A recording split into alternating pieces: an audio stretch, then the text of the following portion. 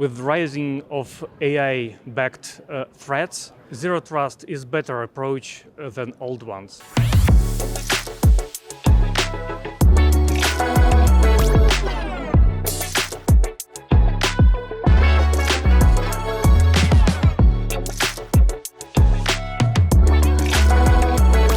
Hello and welcome back to GTIA On Location. I am Scott Campbell with the Global Technology Industry Association. We are here at Zero Trust World in Orlando, Florida, talking about all things cybersecurity and all things channel. And I am very pleased to be joined right now by Yuriy Tsibere, who is a product manager from the Ukraine at ThreatLocker. Yuriy, thank you very much for taking time with us today. Thank you, nice to meet you.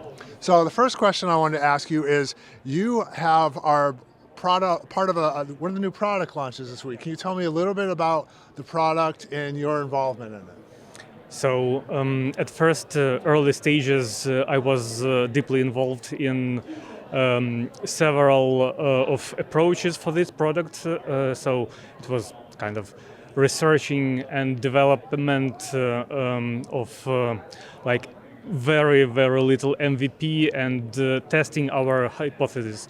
Then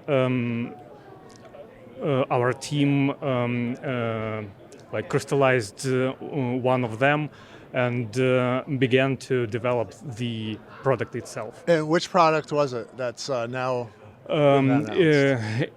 So we had several names of that, but as you can see in the like teasers, there was an elephant in the room. Okay. This project called Elephant. All right, there you go. Well, the name works.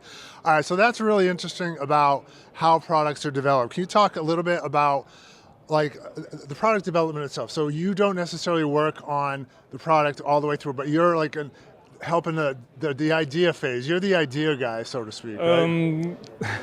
You see, our idea guy is Danny. So he's our main idea guy. But we need to test his ideas to understand, can we do it efficient or not? So even at later stages, we shifted our approach like 180 because the approach was very slow. Yep. So now we have a good and fast solution. So one of the interesting things I think about this project you worked on too was you took a lot of feedback and you listened to the community to get their input on it too, which can you talk a little bit about it? Because I would assume that's kind of important, right? Like you want your customers and your partners to feel good about the product, to want to use the product, and to feel comfortable with it. So of course, this shift for a new approach was like dictated by our customers, because we understand that we need them to use our product. So it needs to be fast enough for them, for their everyday workflow. So our first approach just wasn't there.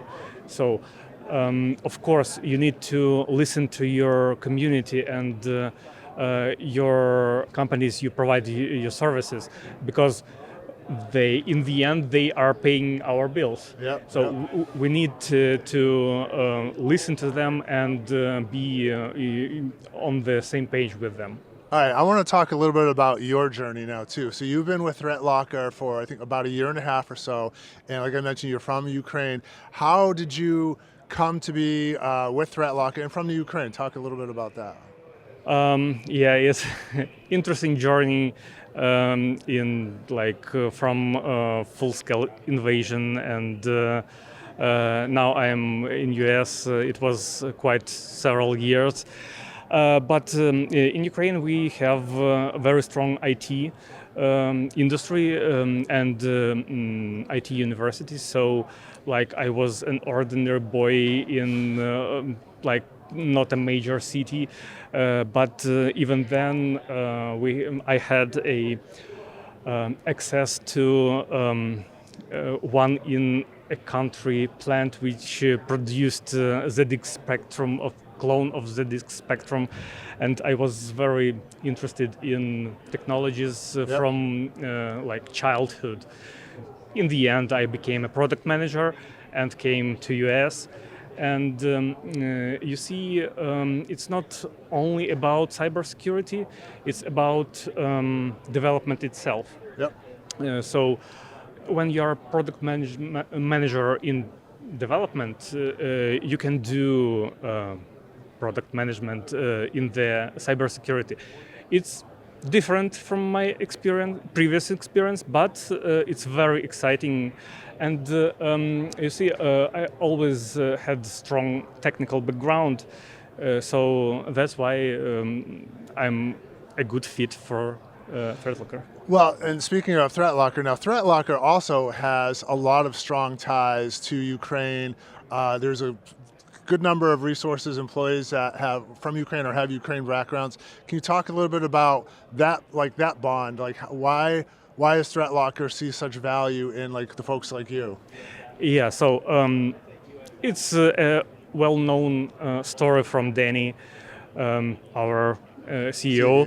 Yep. Danny Jenkins. So the first workable and pretty much stable version of our Windows driver was developed by a Ukrainian guy called Serhiy. And this how this company started to being successful, because without workable driver you can't do Windows security. Right. Yeah, when so he had several attempts from other countries, and it was not very stable, and they were BSODing their machines. So that's why it's very simple as that. So Serhiy created this first version of a driver. Well, it's worked out pretty well, right, for both ThreatLocker and for you personally, right? Yeah, so of course. That's great. So the last question I want to ask is, you know, GTIA, we have community is the core of everything we do, right? We always say we are for members, by members, and I think ThreatLocker is kind of the same way, right? Obviously, there's like 2,000 plus people here this week. You guys have a big community. Can you talk about why community is so important, so valuable to you, and you know why the partnerships like with the GTIA too are also so important? When you are in community, you're getting ideas from people that are in the industry. You hear what trends are, and if you are a proactive company, as we are, you need to listen to that feedback and collect and understand how your future development will fit the market itself. So yeah, we are very deep in our and cybersecurity community. All right, well that's great. Well, I wish you nothing but the best going forward. I wish you guys a great rest of the event. Yuriy, thank you very much for stopping by GTIA on location. Thank you very much, and see you on the ZTW 2027. Yes, I hope so. All right, again, Yuriy, thank you very much. Again, I'm Scott Campbell with GTIA on location. Subscribe to our YouTube channel and check out our Zero Trust World playlist. We're going to have this video, lots more videos coming, and we'll see you again at another industry event soon.